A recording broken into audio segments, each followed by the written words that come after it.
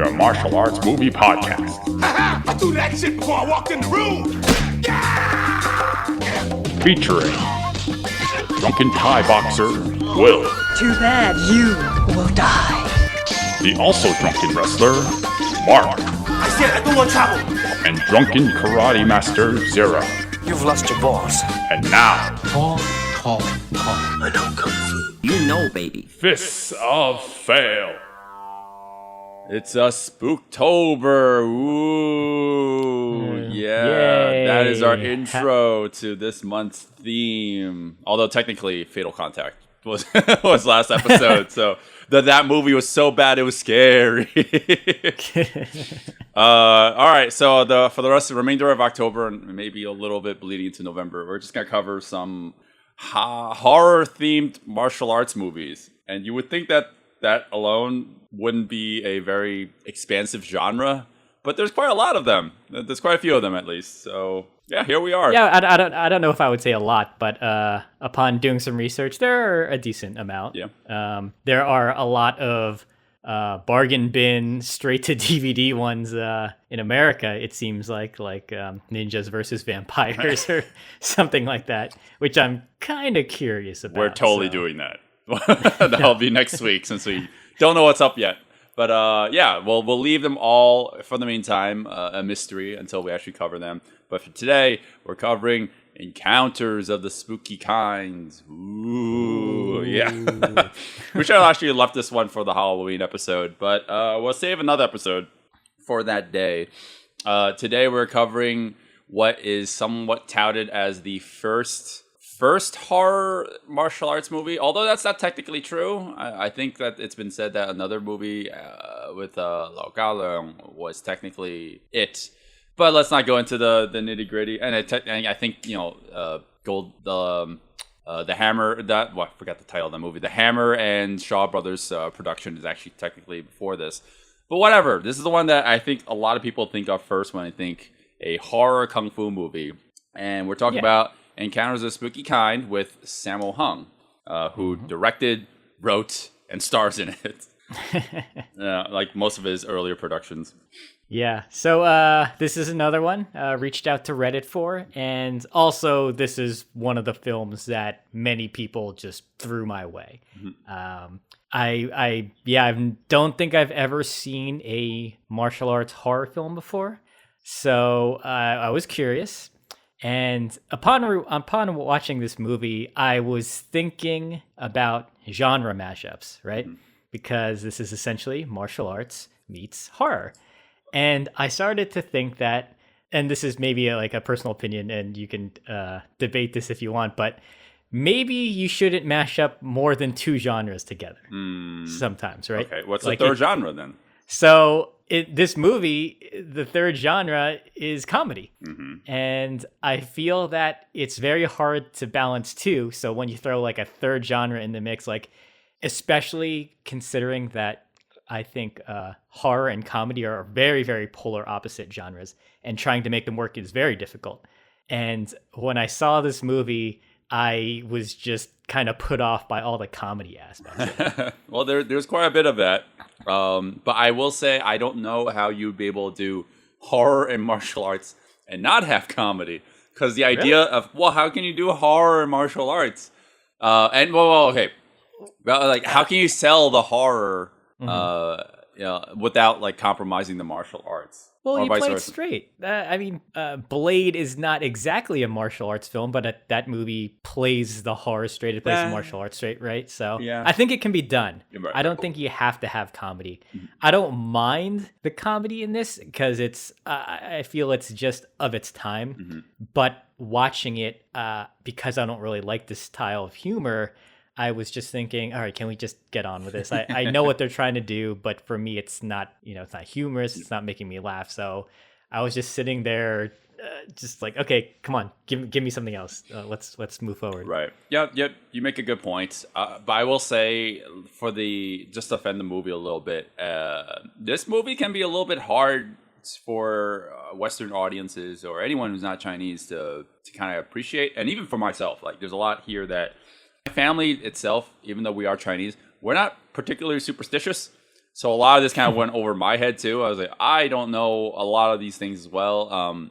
So obviously the movie's about the supernatural, right? And there's a lot of like with the premise of like what causes the supernatural elements to happen is like between a battle between these two priests, and a lot of it is kind of rooted in these religious, like semi-religious pretexts. And again, if you're not, you don't grow up in those households or not taught those things, a lot of it can go over your head. So a lot of like the rules on like what these supernatural beings can do is based off of some of the things that you're taught in your household. So like, for example, everyone knows, I feel like most people know the jumping vampire, the Chinese vampire, which is like this really stiff looking zombie like creature. But then there's other creatures in the movie too, like this other kind of zombie which moves a different way. That one can run, and like it's like anytime you watch a movie and you're introduced to a horror creature, I feel like there are certain rules that thing can abide to, right? Right? Yeah. I totally get what you're saying. When it comes to stuff like this, where I'm watching, I guess things that are culturally specific, story elements and such. I have to make a lot of inferring. Yeah. I have to just make a lot of assumptions. And I didn't feel so lost with some of these aspects. Like, I'm not familiar with a Chinese jumping vampire, but I was just assuming, okay, that's your monster, and this is what he does. Right. So I didn't feel lost. It was just that, wow, these are elements that I've never seen before. So I appreciated the movie and the story on that aspect. Like, wow, what's this? These are two, like, I think they said Taoist wizards or Taoist magicians, and they're kind of battling. They're using things that are somewhat familiar to me, like possession.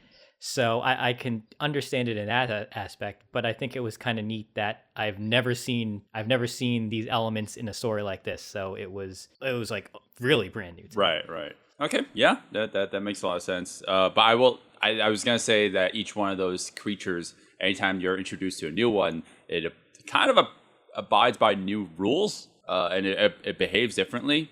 And I guess because this is a horror themed episode, we should talk about some of the horror aspects of it. And that's your favorite thing, right? It's like, we are technically combining your two favorite genres, Zero. You love horror movies. That's your... Yeah, I do love a good horror movie. So as I mentioned earlier, I was not so familiar with the Chinese jumping vampire. One thing upon listening to the commentary on the track, Bay Logan was saying that the reason why they are jumping like that, they're stiff, is because of rigor mortis sets in. And I was like, oh, okay, that kind of makes sense now. It doesn't explain why the shoulders can move that way, but sure. Yeah. If anything, like, they should just be rolling around on the ground, because there's no way they could technically stand upright. Right. But, you kind of got to give those things a pass.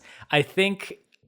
I think it's very difficult to make the Chinese jumping vampire scary, because just the whole movement and the whole idea of a vampire who just has his arms out, kind of like a mummy, and is just hopping up and down on his feet.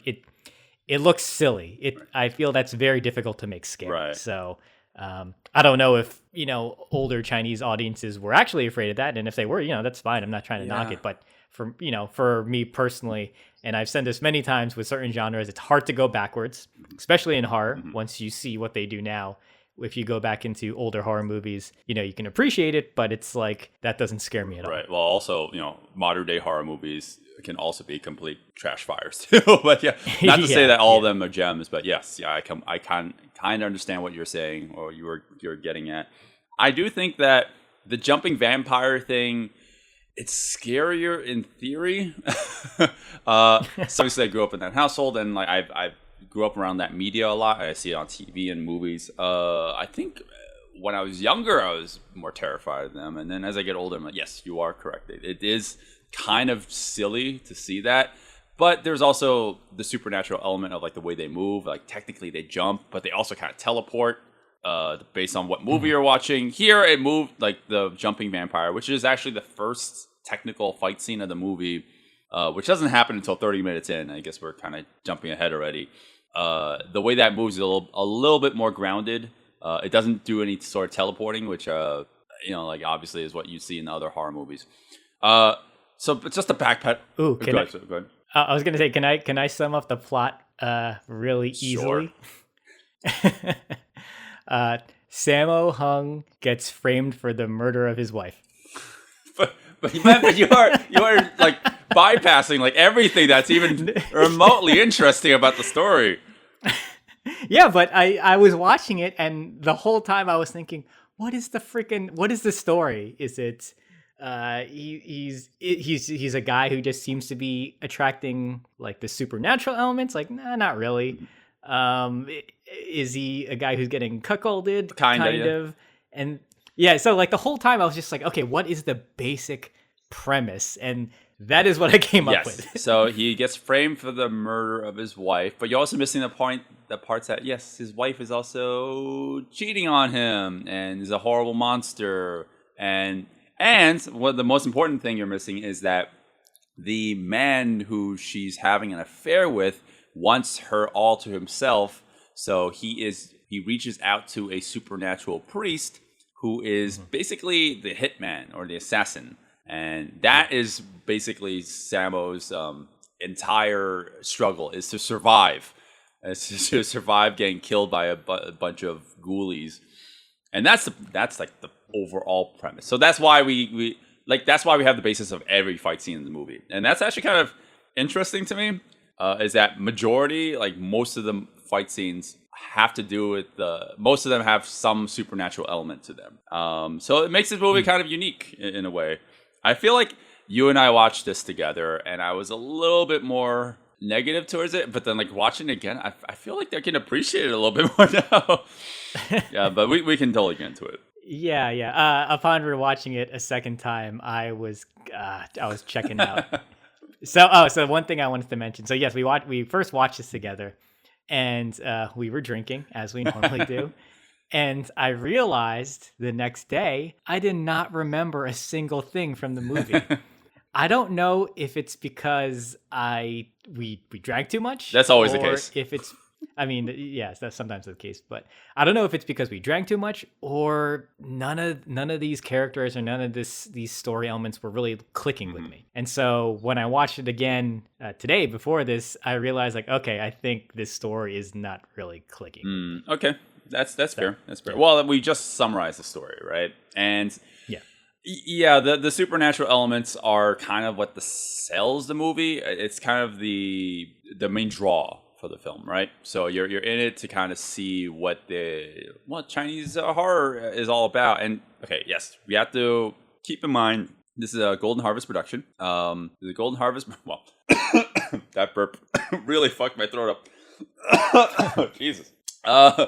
Yeah, this is a Golden Harvest production, early 80s. This is kind of the era where the 70s was bleeding into the 80s. So you sometimes do get a sense that has that slower, more metronome kind of movement.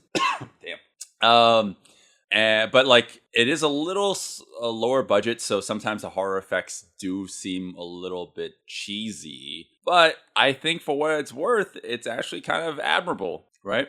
I was going to say, I liked some of the horror effects. I can go back and appreciate practical makeup effects going backwards into horror, because I know, I understand that makeup now is just, you can get so realistic and so complicated. So what they were able to do here, I liked the makeup on like the corpses and the vampires. Not to knock on it, it kind of looked like a little paper mache-ish, but I think that worked. It helped give it a look of almost mummification, if you will. It looked really gray and just wrinkly and rotted. I liked that in the one scene, to make it seem even more old and decomposing, they threw a lot of maggots and rats and insects on it, and it's all real, it's all real stuff, so it just helped to sell it. So I appreciated that aspect. Right. Well, that's well, I mean, we'll talk about each one. Later, yeah, we'll talk about each fight individually and which ghoulie that he's taking on. Our first supernatural element, I guess we want to talk about that a little bit too, since that's actually what sells a movie. The first supernatural element actually is a dream sequence. typical of the older 70s Shaw Brothers or Golden Harvest films, like you have like that whole opening credits that all the credits are there, and you get to see kind of like a demonstration of what you're about to see in the movie. There isn't martial arts in this. It's all about the special effects, right? Or the monsters that are going to be in the movie. Unfortunately, these things don't tie with the plot at all. These ghosts don't appear. There's no reason for this. It's just a dream, right? But at least it sets the stage and like kind of what you'd see. Although I will say, this is probably the most horror that you get out of the whole movie, is the opening credits, right? Well, yes, I'll agree, because the skeleton hands coming from these vases are literally ripping fresh flesh. Fresh flesh. From Sammo. Yeah, fresh. I'm not even gonna try. Flesh from Sammo Hung's body, and then they reincarnate into these forms and then start physically attacking. Yeah. So yeah, I guess you could say these are probably some of the more horrific things going on. And then now that I think about it later, it's pretty tame. Yeah. Nothing. We don't get any gore. This is probably the goriest stuff that I can think. Well, no, there is a beheading later. Oh yeah, we'll talk about that. We can get into that. Yeah. So that actually, maybe we'll just get into it right now. So yeah, the setup for basically every fight, right, is a priest doing some sort of ritual, and in order for him to take on the form of some sort of dead being, right, a dead or a corpse. So the idea now is that this guy is, doing his whole song and dance, literally, and he's just mumbling gibberish. And he knows that Sammo Hung is currently in a house where he's wagered to stay there overnight, and with a dead corpse in there. And yeah, so the priest takes that advantage so he can possess the dead corpse and attack Sammo. But in order to do so, he needs to behead a chicken. Sacrifice? No, but the sacrifice is beheading that chicken, and it's legitimate. It's legit. You actually see it happen on screen, and when you and I both saw it, we're like, "Holy shit!" And then you looked it up, and yeah, it actually was real. We're like, there's no way that could actually they actually get away with it. However, it is Hong Kong, different culture. I've heard from Bay Logan, and also from my father, who was a chef. That stuff is just whatever. It's passé. Like killing a chicken is basically like the same as like killing a cockroach, but you get sustenance for it. So who cares? Right. Yeah. Well, I think the shocking thing. I think there's nothing wrong with killing a chicken if you need it for food. I think the shocking thing is we're seeing it on screen. Yeah. And then he's using the blood to pour into these bowls, and then he drinks it. I don't know if that's real chicken blood. That seems very unhealthy and unsanitary if that was real. Yeah. Oh man.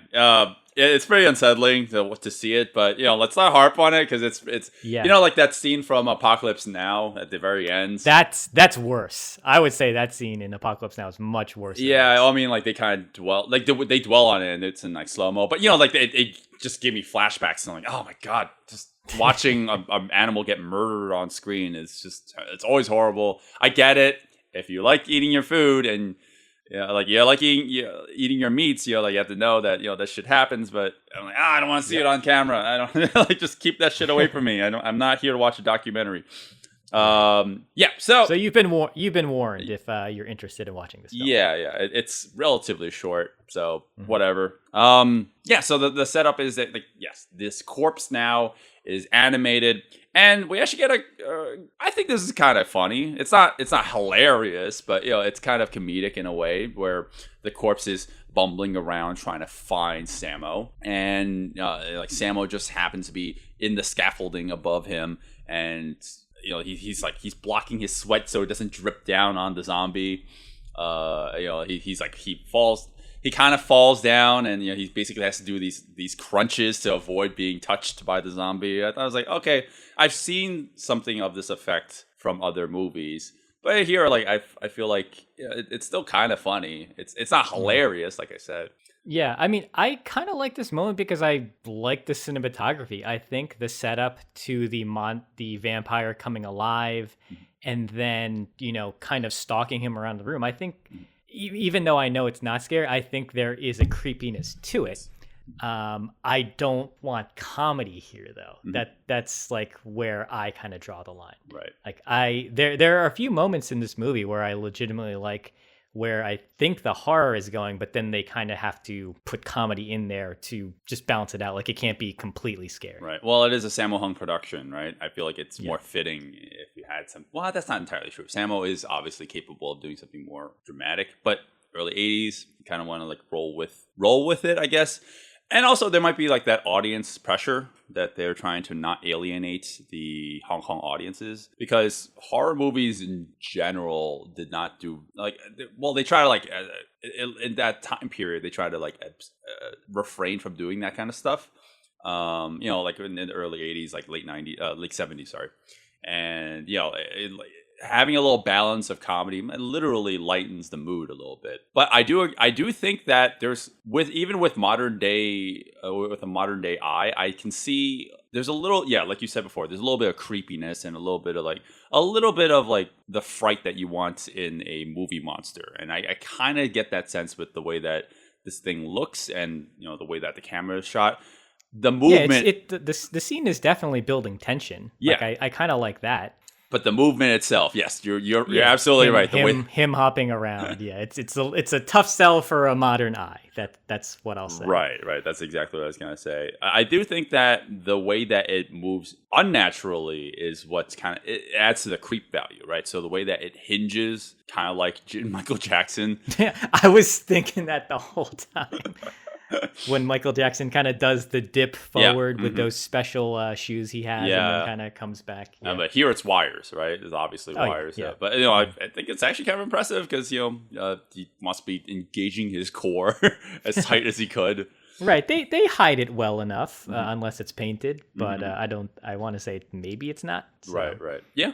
I think it's perfectly fine. But the way that moves when it does that, I think is, you know, it sells it really well. You know, that this thing is not of this world. And then, you know, it is comedic for the most part. It ends with him, you know, the zombie going back into the tomb, I guess, and it comes back out, and we get.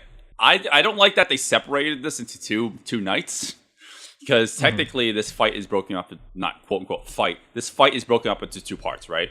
So the first night is once the zombie rises back up from the coffin, it kind of chases Samuel around the room a little bit, and then it becomes daytime and the part one is over, right? Yeah, like that's a part I didn't like because we can talk about the specifics of the quote-unquote fight of this in a little bit, but I don't like the fact that it's broken up because, like, now the only reason we even need the second part is so Samuel can actually be prepared the second time around. And I'm like, why is there even a second time around? This guy should know not to go back to the fucking house. Yeah. There's lapses in logic here. Like you saw him once. Why are you going back?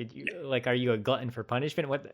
I don't even remember why he goes back. Was there some sort of story-specific reason he really needed to be there? The comedy was that the comedic part was when he leaves his place. The person who he wagered with says like, "Oh, you look really scared," and Samuel's obviously petrified, right? You can see his hair. He's like all frayed, and he's just like, "Oh, that was like the scariest thing in my life." He can't respond to things. So the guy who's wagering with him is like, "Oh, you made the night. Hey, what if you did another night? I'll, you know, like that. Then you'll get all your money." And then Samuel, obviously still petrified, he's like, "Sure, whatever."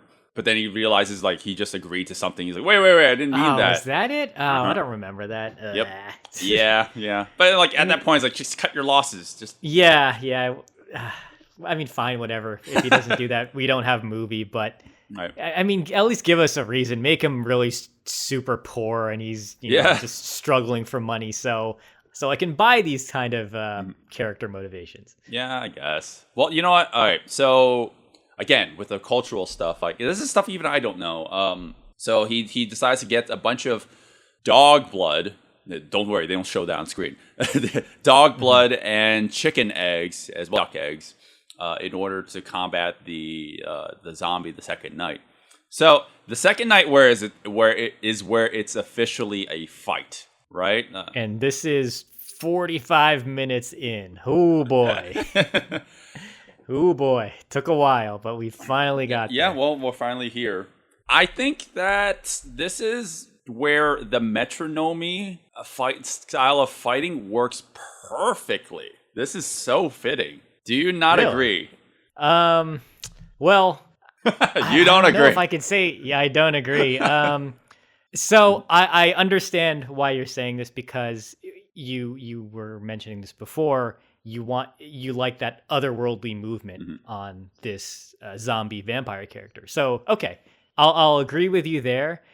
But I don't like the choreography here, despite the fact that I think it's performed really well. Interesting. This really looks like dancing. This looks like two people who are breakdancing next to each other. There's like a certain set of combinations they throw, and it really looks like b-boy dance moves. And I liked it, but I don't think it's scary or it works here. It didn't really look like he was attacking him. It really does look like they're dancing. Yep. And even though we say that a lot when we talk about metronome style fights, like this really does look like a dance. There's a certain moment where it happens, and I'm just like, Yeah, well, literally the zombie or the vampire is popping and locking.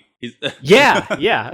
But that, I think that works because it's rigor mortis. Like, okay, it makes more sense that moves like this than if it was like doing like really elaborate swings and flips and stuff. I mean, it does do that, but like everything it does is super stiff. And I think that's like where the whole metronome thing ties in together really well with the way that moves. And in a weird way, I think that Sammo moving this in a similar way as a response to it works too. Because it's like, well, I need to kind of like work with that motion, right? You can't have one person. He needs to match his movements, or else he's gonna get hit. Yeah, exactly. But the problem is they're practically in unison, and so it's making it look like a dance, at least for me. Yeah. And you know, even when it doesn't look like he's actually like the zombie's actually trying, in the context of the monster it's a monster, and it like any sort of simple movement it does can technically send you flying according to the rules of this universe. It's like, yeah, like this thing could just literally flick its finger and you're sent flying across the room.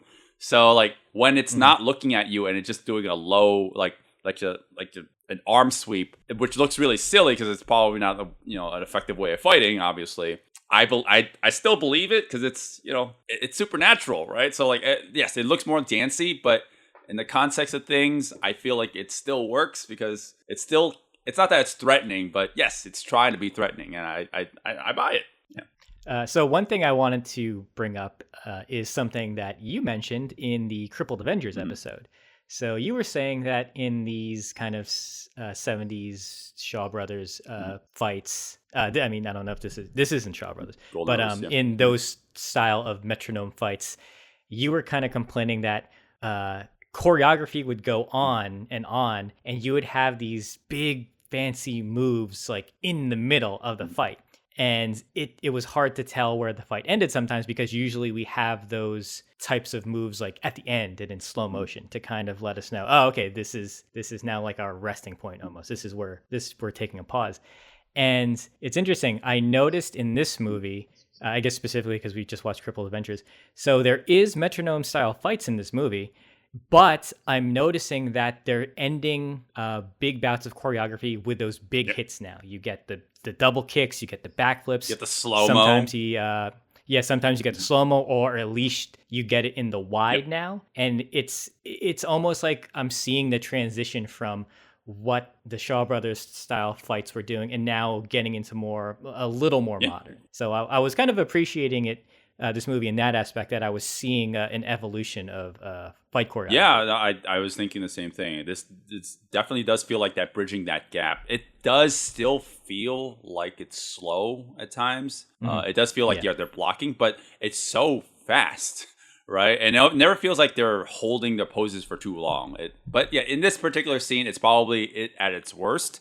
But again, I think it's so fitting because it's a zombie that's stiff all over. And I think too, this scene is really, this part more so is going for the comedy aspects, because you have Sammo Hung kind of being a bumbling oaf sometimes, because he's kind of bending over and dodging when he's like getting away from the zombie like finger swipes. I guess you could call him.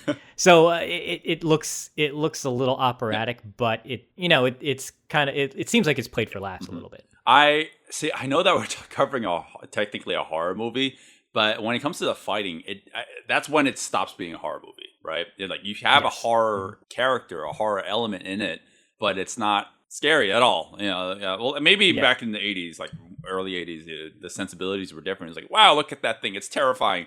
But for us, it's totally lost on us now. But like it just becomes a martial arts movie, and that was actually a point of contention for this episode. Was like, could we even talk about this? Wasn't even sure if there was enough quote unquote fight scenes to qualify as a martial arts movie. And considering that we are at the 45-minute mark, and as we were watching this, I kept thinking, oh man, when are we gonna fight? I know there's fights. It's freaking directed by Sammo Hung, and we have action direction by him as well. I was like, oh come on, give us something. Yeah. The way that Sammo defeats this monster is by throwing dog blood at him, and I guess that's like it's a lot of dog blood. It's a lot of dog blood. They killed a lot of fucking. They dog drained blood. the whole dog. They drained like 7 dogs. It's terrible. So he throws the dog blood at the zombie, and because it's kind of like acts like almost like a surrogate, the priest who is played by Long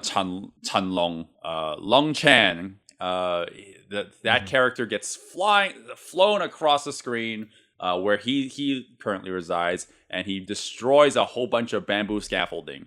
And this is apparently so impressive, and I'm not being sarcastic, so impressive that they decided to film this in a wide, because it's technically him doing it. You can actually see the destruction of all the bamboo as it's happening. Do you think that was really him? I actually like this shot. It looks like the roof is just like caving in, and the actor is just going right through it. It's really nice. Yeah, you can see him like lava. It looks really painful. I can't imagine that was really the actor. Maybe it could have been. I mean, you do see in a later fight that it's actually him doing the fighting. So I wouldn't put it past him, for him to do it. Okay. So because this is a horror comedy, you see his whole mugging afterwards, like, oh, that really hurt, and he faints, and then in the next shot he's in a full body cast. I was like, oh yeah, like sometimes the comedy goes so far out where it becomes like slapsticky. That's the part I don't like. It's like I just wanted the comedy to be a little bit more grounded. Like I didn't want it to just jump the shark or whatever the expression is. So like now Sammo is framed for murder. This is actually that whole framing for murder thing doesn't happen until this exact point.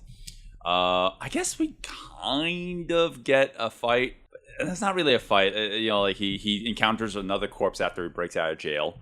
And I wouldn't call that a fight. I mean, this is just him. I think they're just trying to add more horror elements. And like I mentioned before, I liked the makeup here because they really put maggots and centipedes on Sammo and the guy playing the corpse. So it does look, pretty gnarly, and there's little mice on him. So I give him that much, but it's weird. Like the visual is gnarly and nasty, but they're doing really kind of like vaudeville type humor here because the corpse has reanimated and it seems to be mirroring everything Sammo Hung is doing.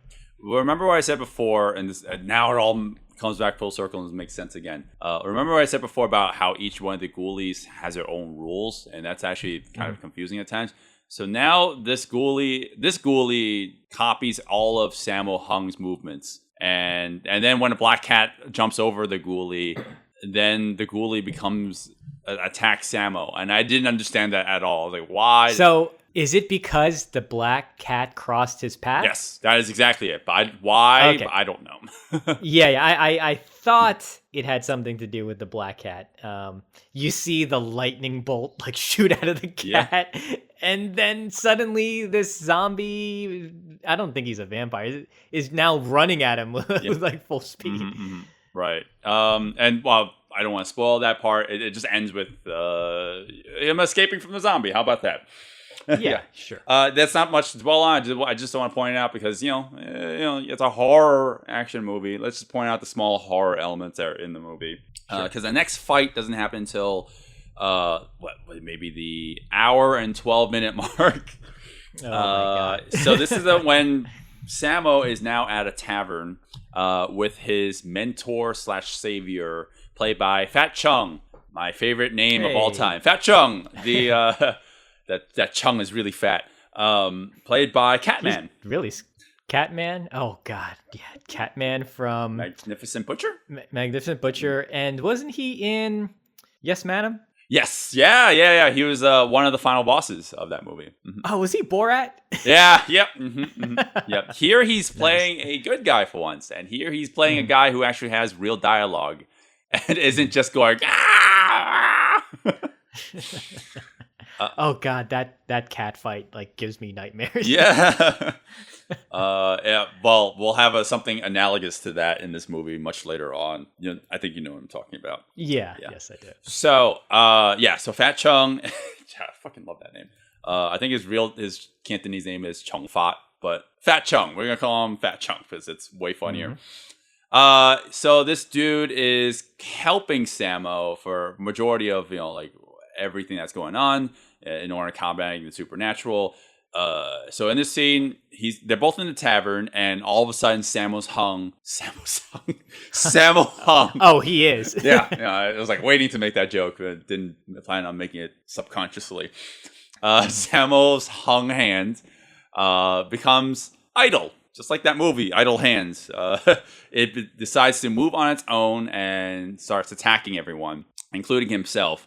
And I thought this was kind of cool. It's kind of cool. I'm saying that with the question mark because I actually like the choreography involving this. I thought it was very clever, very creative.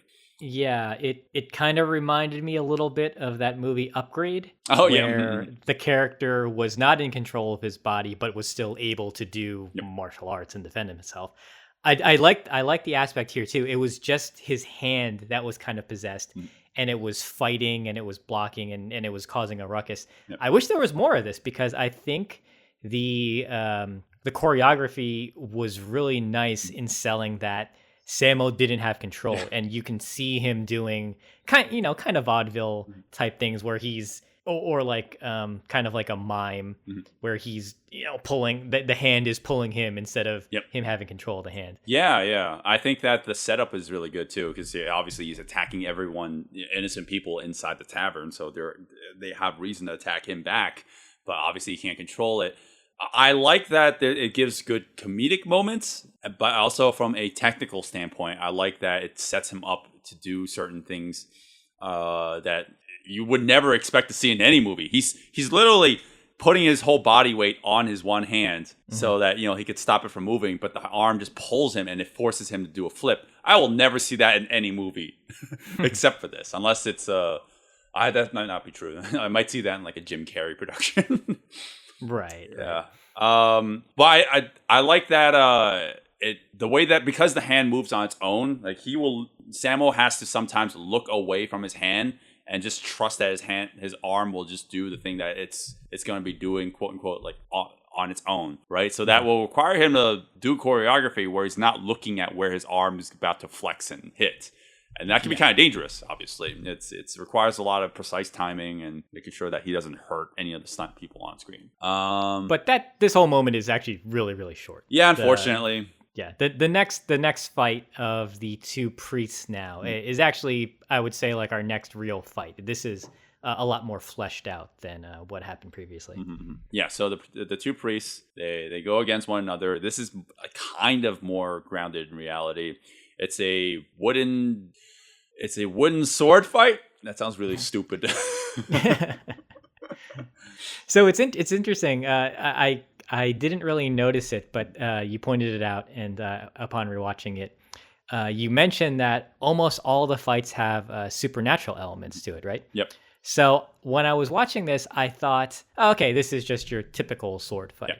But then I started to notice that it looks like the priests are trying to throw, I don't know how you would call it, maybe ki blasts at each other. Yep. So it's you have your index and you have your middle finger together, and you're kind of pointing it at your opponent, implying that you're throwing energy, magic, whatnot. And I didn't it took me a while to realize this, but I thought they were just blocking, but I was like, oh no, he's using the fingers like an energy attack. In addition to the sword, so almost like he's dual wielding. Right. Yeah, that's something I take for granted. It's like, I guess I grew up on that, and I always thought that was so silly. So silly. Because I grew up in an environment where they would show this all the time on like 90s, 80s era TVB and martial arts movies. Like, obviously the more supernatural, like more fantastical kind of martial arts, wuxia kind of film. And there would always be that one dude or several dudes who would like shoot chi blasts out of their fingers, and the one person would just jump out of the way just in time, and the rock would explode. It doesn't matter where they are. There's always a rock there that is just conveniently there. Just, like, they could be indoors, and there's a rock there. It's like, why is there a rock there? In like a convenience store, there's a rock that explodes. Yeah, now that you mention it, there's no explosions in this one, though. They're just kind of pointing it at each other, and luckily they're dodging, or they're dodging by putting their opposing hand up. So it's like we just have to assume magic or energy was coming out, and that they're also able to block it. I guess they kind of spent their special effects budget at the end of this movie. But Fat Chung, I like that. They incorporated this moment and how to defeat this guy. Fat Chung bites the fingers of the other dude, so he can't channel the chi anymore. He's bleeding out of his hands. So I thought that was kind of funny. And all in all, I think that the comedy here, it's never to a point where I ever feel like I'm laughing out loud, but I'm like, that's cute.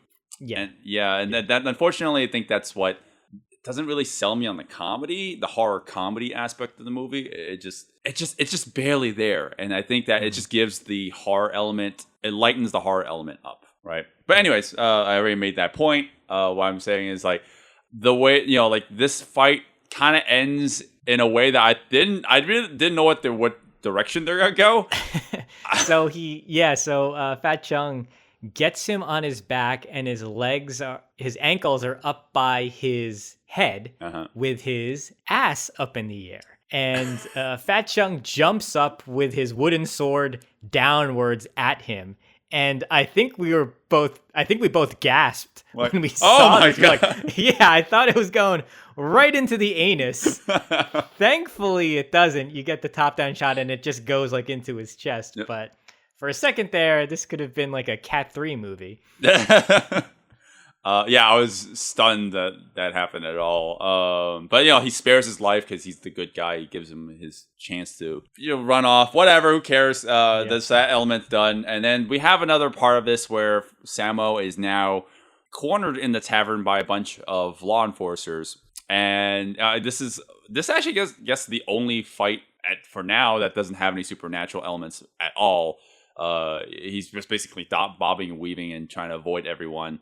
And one standout I want to mention is that like Sammo's like using this like peg stool, right? And that's something that Jackie really, really made famous. Or he's famous for, like, much on his earlier days. That's what I was thinking. I felt like he was maybe channeling him because he's really using the environment here, and he's dodging under the tables. He's going between their legs. He's jumping on the poles. I felt like maybe he was like looking at what Jackie was doing at the time when it was trying to emulate something. Not I don't want to say like he's stealing or anything, but it felt inspired. I would say. But once in this fight, if you listen to the sword swipes, it sounds just like a metronome. It's on that consistent beat. And I was pretty disappointed. But when he does bust out that wooden chair, like the choreography gets really fast. It doesn't feel so even though it is still on that slight metronome a little bit. But I liked it a lot. I thought this for me is almost like the highlight of the fights, in my opinion. Actually. I think that choreography is really good here. Like all in all, I think it's kind of like Sammo's version of this, of Jackie's way of fighting. It's Jackie's way of fighting is a little bit more, I don't know, fluid is the wrong word for it. Like it's a little bit more like floaty, whereas like Sammo's is a little bit more like aggressive, and that's always been a way of fighting. But there's this one element. I don't mean to nitpick at all, but there's only one moment where you can tell it's not Sammo. If you really look closely, like he shaves a couple pounds when he's rolling off of the top of the table. And he does a front handspring off of his shoulders, and he blocks, and you can't see his face, but you can see he's a much skinnier frame. He does a kip up off of the same stool, but I don't know, like that doesn't detract from the actual stuff that Sammo is doing. Like he's actually doing a lot more complicated acrobatic things, like on and off of the furniture in the room. Unfortunately, this fight is also kind of short, I guess, and it kind of gets distracted by the supernatural elements again, right? Yeah, they have to kind of bring it back into play, because what ends up happening is Fat Chung is trying to help him out, and so he possesses these 4 guardsmen and then sicks them after who's this guy, the detective? Lam Teng Ying. He's the late Lam Teng Ying. Jeez. We're going to be talking about him eventually in a future Mr. Vampire episode. Right, this guy. Yeah. He is also the mentor character in Prodigal Son, but opposite of Yoon Biu. Wow, I'm blanking on his name. Usually you're the one blanking on his name, not me. So this guy, unfortunately, he doesn't have much to do in this film in terms of martial. He's a very skilled martial artist in most of his films. But here he only gets one small moment to shine, and he doesn't even. I was gonna say, I liked the idea of what was going on. He was now being attacked by his own guards, and he was literally like dodging and weaving these sword swipes. And I liked the short choreography, but it's extremely obvious that it's sped up. So it made me think that he wasn't a martial artist when I saw that. See, that's I think it's so disappointing, because I think the choreography is not good. If you really look closely at it, it's just block, duck, block, duck, block, duck, block, duck. Like, if you really look at it, like, that's what the choreography is when he's. Yeah, I'm fine with that. It's kind of visually messy because you have 5 people on screen and it's shot in all mids. I'm okay with that, but I didn't mind the choreography. It's really simple. So I liked it because I didn't think he was a martial artist. So the fact that he was going through these motions, I was like, oh, okay, not bad. Well, unfortunately, he is a martial artist. So if you recognize him, you're like, oh, come on, do more, please. It's like this is like the only scene where he's in. It's kind of upsetting, and they just kind of leave him to die. Technically, does he come back? No, he doesn't. This is the last scene with him in it. I wonder if they're implying that he just died. He gets attacked by his own guards who are controlled by voodoo. And I mean, I don't know. Like, it actually isn't clear. Like, they keep on attacking him. Maybe he escaped, but who knows? That's besides the point. Doesn't matter. Right. All right, so we're towards the end now. Sammo strips naked, and we can see the outline of his naked body, and it's unsettling. Mm-hmm. That's probably the most scary thing we've seen in the whole movie. Oh, don't fat shame. I don't know if I want to see anybody. I don't want to see Sammo. I don't want to see Jackie like fully naked. Oh, jeez. So I don't mind seeing any of them naked. But I will say the one weird thing is during this moment is, so he's covered up in all these Chinese characters all over his body, but then what's his name? Fat Chung gives him like a tankini, like a tank top that has. I don't understand. It looks like a woman's garment. Mm-hmm. Was this meant for comedy? Or is that an actual, I don't know, spiritual piece of clothing? It's some sort of talisman of some sort. I don't know if it was meant to be comedic because it's a woman's garment, but I don't even know if it's a woman's garment. Maybe it's just a normal unisex garment. Apron. It feels like they were trying to make him look silly because it looks like a woman's like swimwear top. And then, to add insult to injury because Sammo's a bigger guy. Oh, look, he's this big guy in this small woman's top. Well, I mean, so that was just visually like weird to look at. Don't forget, Sammo wrote and directed this movie. Yeah, no, I know. That's why I'm always like questioning his choice to be self-deprecating in his movies. Yeah, he's never, it never feels like he's ever like below or above that. Yeah. Yeah, so a lot of the supernatural fighting here, it feels like watching a Harry Potter movie. It's like there's no fighting; it's just a bunch of like lasers and stuff being thrown across the room. But I mean, there's a little bit of there's physicality to it, but there's a little bit of choreography. If that's what I mean. So one thing I wanted to say is I feel that this part in the movie has the only not the only, but like probably for me the best moment of horror is when the three vampires again or zombies, when you get this wide shot and you see through the doorway and you just see their bodies float down and you see like the lighting change from like blue to green. There's not really a lot of music going on.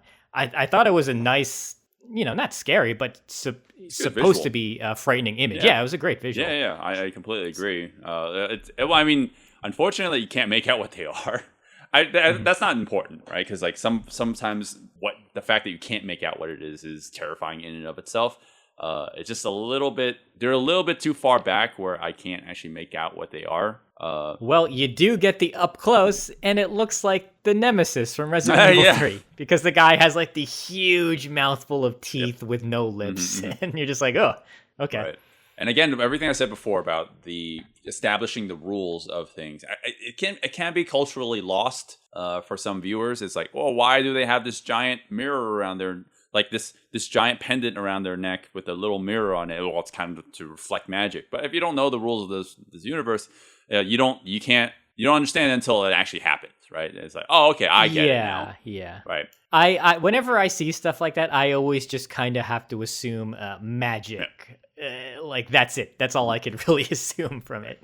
But so I'm okay with that. Like I get it. There's probably things I'm missing, but when I see a laser shooting out of something and we have these monsters flying around, I can buy into the supernatural elements that are going. Right. There's one small thing I want to point out with the choreography is that like it's the one time where I really honed in on the wire work. Fat Chung does a leapfrog over Sammo Hung, and for a split second before they do the cut, you see him just floating there. Floating, yes, I noticed that too. That was great. Whatever. Going back to the whole cultural thing, and again, like not only understanding some of these things, it can be kind of weird how they discover the villain's lair. Fat Chung stabs a sword through the final ghoulie, does some sort of incantation, and then forces the possession of Sammo Hung to reveal, like forces the ghoul to possess Sammo Hung to reveal the whereabouts of the villain. I was like, that is very far into. I would not expect that was what he did. Like that he would have done that. I mean, like that's really weird, but whatever. It gets us to our final action set piece, right? So we're in the final layer where Sammo Hung discovers that who his wife's adult, or what's the adultee? What's the male equivalent of mistress? Mister. Yeah. Where her mister is. And see, this is where it kind of shocked me. That technically he's the second part of the fight, right? But that's the point. This old man, played by Ha Huang, I don't know his name. So Ha Huang, he is a very unassuming guy, very unassuming looking man. He looks older. He looks like a relatively frail frame. So I was very shocked to find out he is the final boss in terms of fighting. Yes, he is technically the last fight. Yes.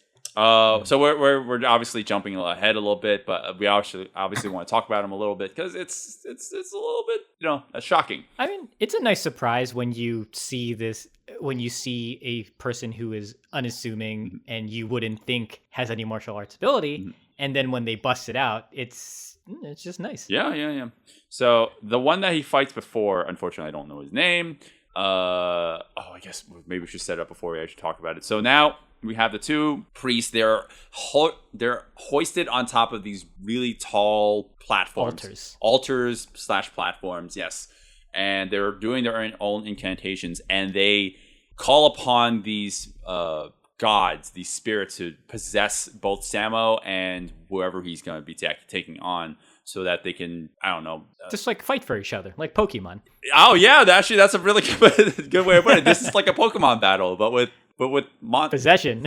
I was gonna say monsters, but technically Pokemon are monsters too. But yeah, with possession, yeah. It's great. This is Pokemon before Pokemon is even conceived. So the first one is Sammo Hung is being possessed by a monkey god. I don't know if there's supposed to be Sun Wukong. Monkey god? It doesn't feel like it, but whatever. He's fighting like almost like monkey style, and he's fighting someone opposite of him. Again, I don't know his name, who is a little bit more like acrobatic. Well, I guess a little more acrobatic, using like a giant hoop ring. Like a golden ring. Yes. Meanwhile, the priests are technically also having a wizard battle because they're throwing like rice at each other, and they're throwing like laser fingers at one another. And they're also like exploding the floor so that Sammo can't approach him. I mean, kung fu's good and all, but what good is kung fu when you have laser fingers? Right. So when I saw this weapon that the opponent has, it's a golden ring. I kind of rolled my eyes because I'm getting a little, tired of the golden ring. So we just watched Cripple Avengers, and I was like, oh no, not again.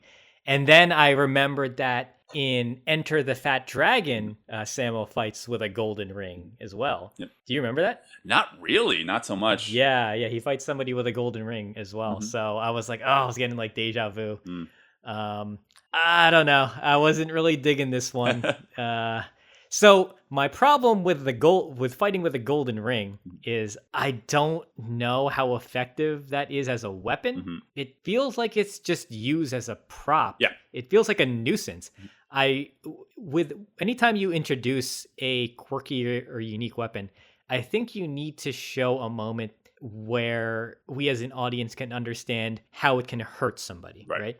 Because here he's just kind of swinging it around and wailing it around. I'm just expecting him to kind of dance with it, and it doesn't look really threatening. So I wish we had that moment where we could have seen him use the ring to his advantage, like maybe hoop it around Sammo's neck or something like that, or use it in a way to, block punches or kicks, because it's something he's using to hit him with, and that's like it. Right. Well, I guess for a majority of this fighting, the choreography, it never feels like there's any sort of imminent threat, right?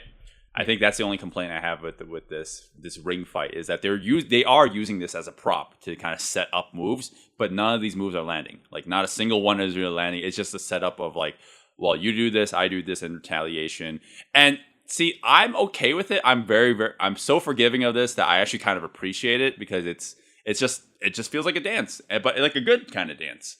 But it doesn't feel like fighting. It kind of feels like fighting, but not really. I think I was getting a little tired because we just saw this in Crippled Avengers, and it's not doing enough differently from that, even though this is a little older. Yep.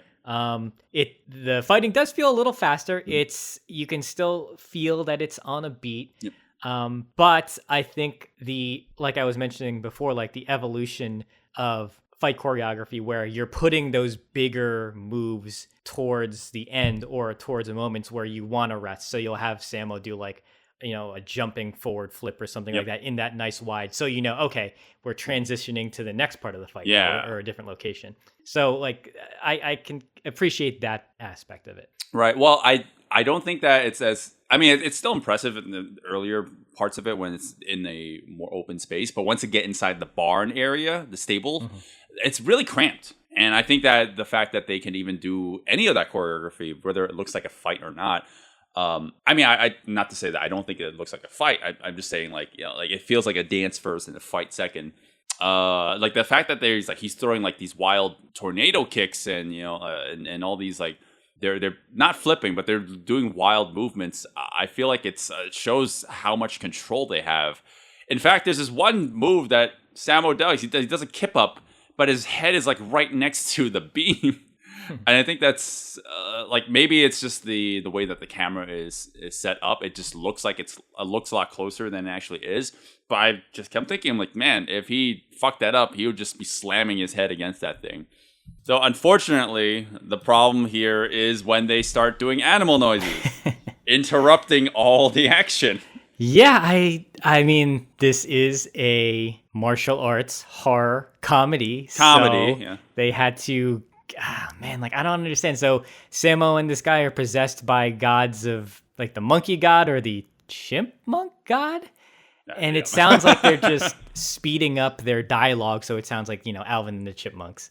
And it's very, very silly. The camera like almost zooms into their face, and you see them scrunching their face, and they're just moving their lips around, and you hear this like noise. Oh God, yeah. It's very, very annoying. It's that times like the annoyance level times like 5 easily. But I mean, this is the turning point, I guess, for when Sam was like now actually delivering the beatdown. He takes the ring away from the dude, and now he's like delivering one hit at a time, like hits at a time.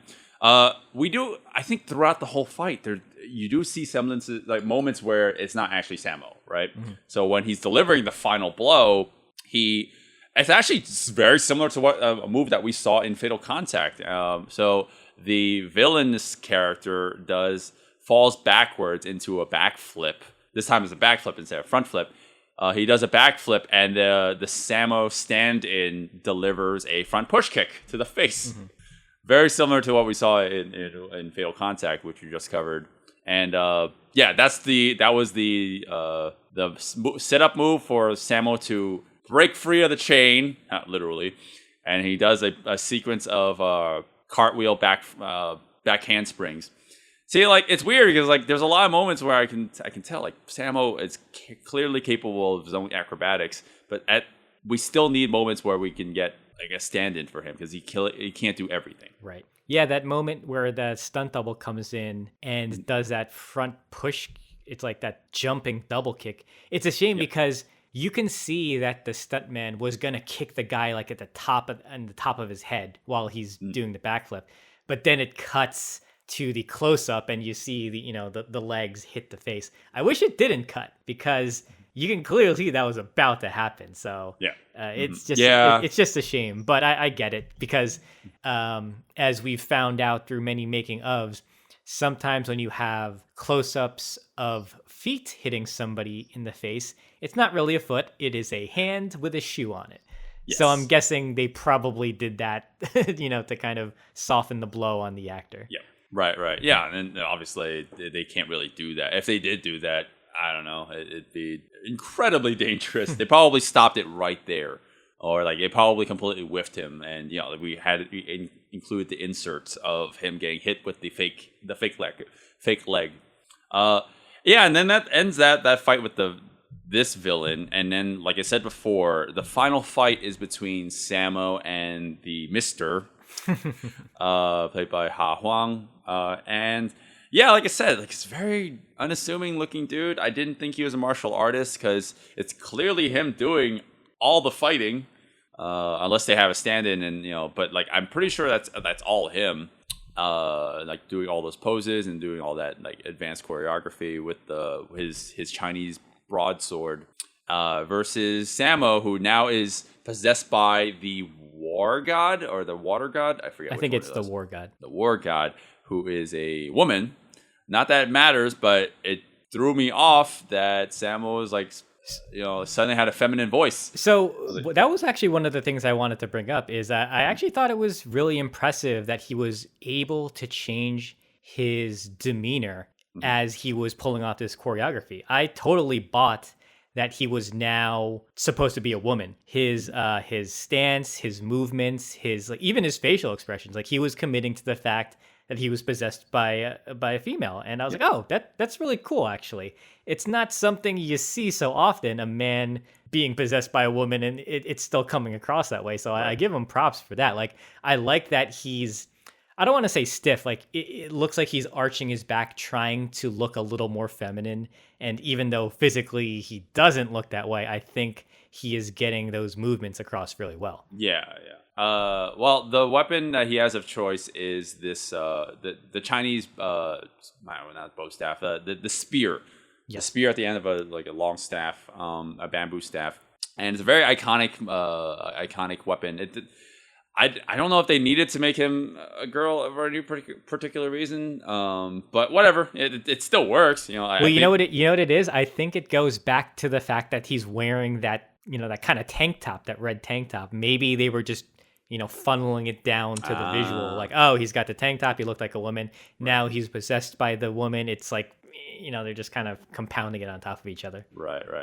I will say, let's just put all that aside. The fight choreography here is probably as dancey as it gets.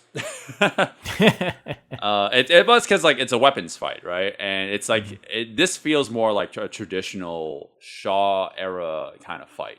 It never feels like there's any sort of imminent threat. It just feels like they're taking turns. Like they're like, okay, now this feels more metronomy than any other fight in the whole movie, in my opinion. But like even more so than the zombie fight much earlier on.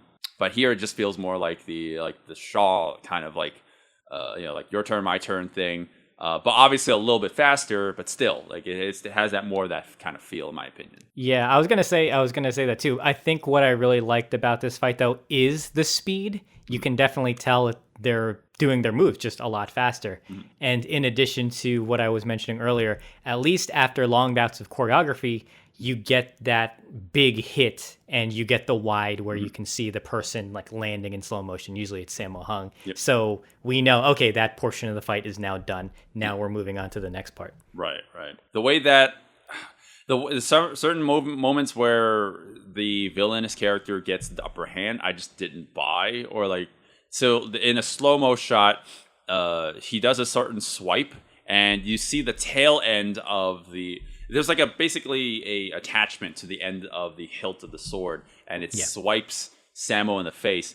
I had to rewind that like 2-3 times to like really capture what that was. Right, because there's no way the tail of that sword would have enough power to launch him that far. Yeah, I thought they were implying that his swipe, the swipe of his blade, hit him out, but when you, upon closer inspection, you see, oh, that is the tail. Yeah. It's just a tassel. And it's a tassel. There's no way that would send him flying.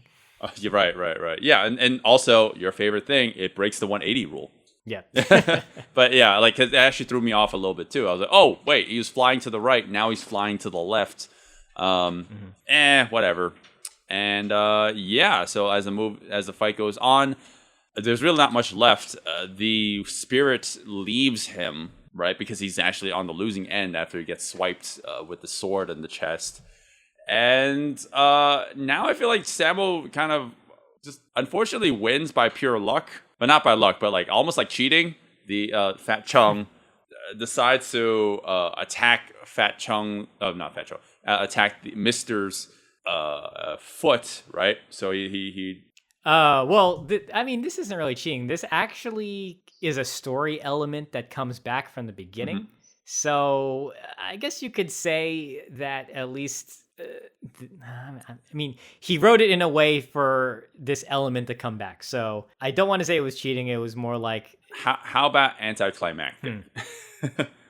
I want Sammo to win fair and You square. want him to win by skill. Yes. Yeah. I was fine with the fact that he didn't win by skill. He won because of what he had from the beginning of the movie. Because at least this is a plot point that they kept in mind. So the fact that it comes back in the end, I was like, okay, cool. I'm okay with Right. Well, I don't know. I don't like that it just kind of ends with Sammo. He wins by acknowledging that his opponent is now sorely disabled in one foot, right? His leg, literally his foot just erupts into blood. And then the spirit leaves him too. So he's hobbling and he's begging for his life, and Sammo just stabs the shit out of him. And I'm like, what's wrong with that? Well, you and I were both like, what? When we first saw it.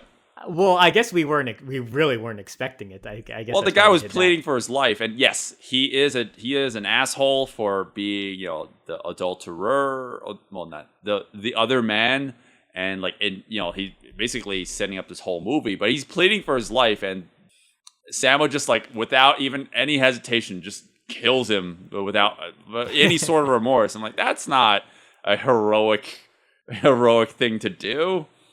It is not. But considering how this movie ends, I think it correctly falls in line with his character at this point. Yeah, that's true. He's kind of tainted, I guess. Hey, let's not lose sight of the great stunt that we have at the end of the movie. Oh man, it is fantastic.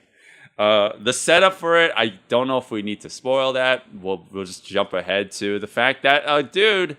I don't think it's actually Long Chan who's actually lit on fire on top of the altar.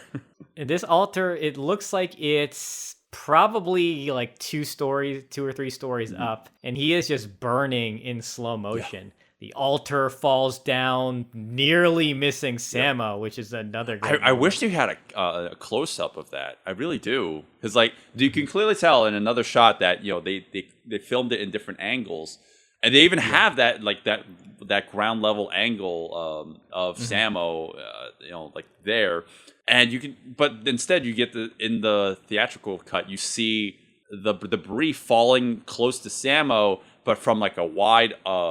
overhead shot. I wish we had that ground level shot of that thing just barely missing him. Like much closer. Yeah, because you can say, like, if you squint hard enough, you can see how close that is to hitting him. Oh yeah, it nearly misses him. That is a great moment. Mm-hmm. Fuck, what was I gonna say? Yeah, this whole section is weird because the music gets extremely dramatic, and the strings start swelling. It almost feels like they want you to sympathize with this guy who's on fire. And I sympathize with the stuntman. In terms of the story, I don't sympathize with anybody. But then it just kind of plays for a gag, as the master falls off his altar. And then we have one of the most shocking endings I've seen. Wait.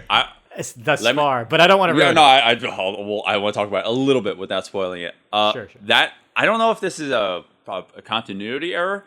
You can see the villain the first mini boss that Sammo fought, the one who was using the rings.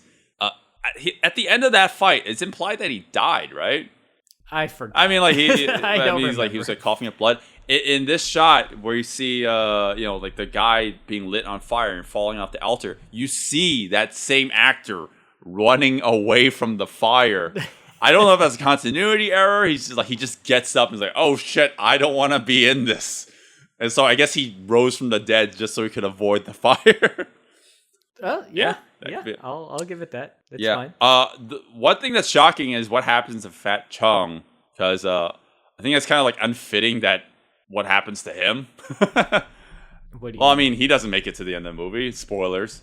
He also dies, but it's like almost semi-comedic that he dies. Yeah, that was. I was like, what? Why? It's weird. like it doesn't feel like it fits him. It fits his fate at all. And then, like you said before, Sammo does like the most shocking thing to end the movie, and it's man, maybe I'm kind of fast forwarding a little bit. If the movie didn't have that ending and that stunt, I think I would have completely forgotten everything about this film. Yeah. I think this is in the era of Sammo really hating women. I swear to God, because there's a period of time where he just made back-to-back movies where the women were the worst things on the planet. And here it was like cathartic for him. It's a hell of a way to end the movie with the whole all the hatred of women and the beheading of chickens. It's weird that I also kind of found this movie weirdly entertaining, and I think you and I are gonna have split opinions on this. I'll start. And we can end on the negative opinion. Sure. We chose this because we wanted something horror related, something martial arts related, and tying the two together. This is obviously one of the more known poster childs for that meshing of genres, supposedly being the first. So we have to cover it anyways, right?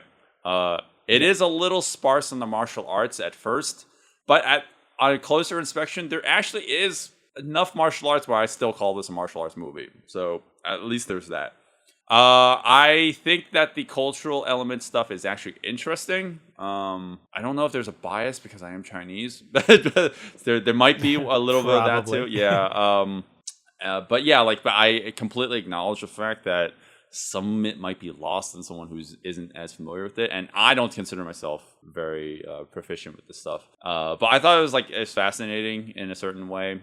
I think that the action itself is also fascinating because it's in that time period, that time capsule of bridging the gap between old and new, and I appreciate it for that. It has that old metronome feel, but also it's modernizing it with the current style of fight choreography. So I like it for that. The story is just okay, I guess. It's okay. I think that the comedy aspect elevates it a little bit, but I don't think it's. I don't know. I don't think it's anything to write home about. I wouldn't be like, oh, you need to check out this movie. It's so hilarious. And I don't think the horror is anything spectacular either. But I think that this movie's a good cheesy horror movie to put on if you want some action in there as well. It's no Evil Dead. I'll tell you that right now. But yeah, I would just generally recommend the movie. It's not the greatest martial arts movie, but it's if you just want a cheesy movie to just put on just to check it out, I'd say you should probably just see it at least once. The fights themselves, I don't recommend watching by themselves. They are very heavily contextual with the story, at least the way I see it.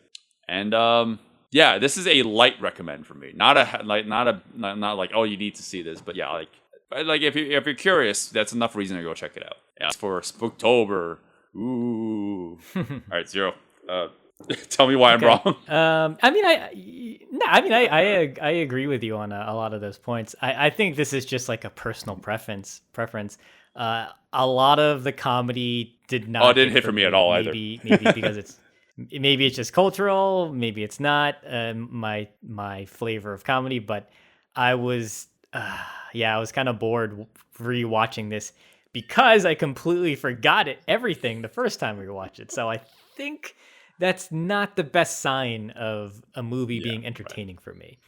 But the fact that the movie ends on this gigantic exclamation point of an insane fire stunt and the closing credit card with this very, very shocking image, I think you kind of got to give it a watch just for that. And the fact that this is one of the first considered to be horror and martial arts mashups. So I kind of give it that respect.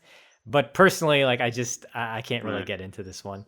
I think there's just too many things that are swaying on the the negative. I respect the fight choreography, and I did say some nice things about it in certain aspects. But this is tough to recommend. I think if you're curious like we were about a horror martial arts themed movie, I think this is definitely one of the ones to go to and check out. I mean, you might like it. Especially because the ending is so shocking, you're just like, whoa, what the hell did I just see? But yeah, the ending is pretty shocking. But for a martial arts film or just a film in general, it's a really tough sell. So I think that's where your opinion and I differ at that last statement. But for the most part, I'd say we basically agree on things, although somehow we still land on different consensuses. But whatever. Right. So yeah, I mean, I kind of enjoyed I always enjoy watching films with you because we're just kind of drinking and talking over it. So the thing is, for me, I don't think I really would watch this ever again. This actually might turn into one of my Halloween staples in a weird way. It's just enough where I'm like, wow, this is interesting. I might do this as an annual thing, just leave it on. Kind of like those holiday movies you just have on in the background. I appreciate it enough that it's being added on that list for me. So that's Encounters of the Spooky Kind, which has no relations or even any homage to Encounters of the Third Kind. So I don't know why it's called that. In Chinese, the title is the Guai Da Guai, which translates to ghost killing ghost. So I guess that doesn't have as much of a ring. Oh my God, was Samo a ghost that whole time? Were we Oh, missing God. something? Don't think too deep in this. Man, I'm just glad we covered this and we didn't cover. We're not going to cover. What is that? Blood Hunters: Rise of the Hybrids, which was the other movie we decided to watch. Oh man, I had so much fun watching that after this. I think that's why I forgot everything about this movie because Blood Hunters was so dumb, but I think I could safely say it was so bad it was good. Yeah, we can definitely say that. Maybe we should talk about that one day.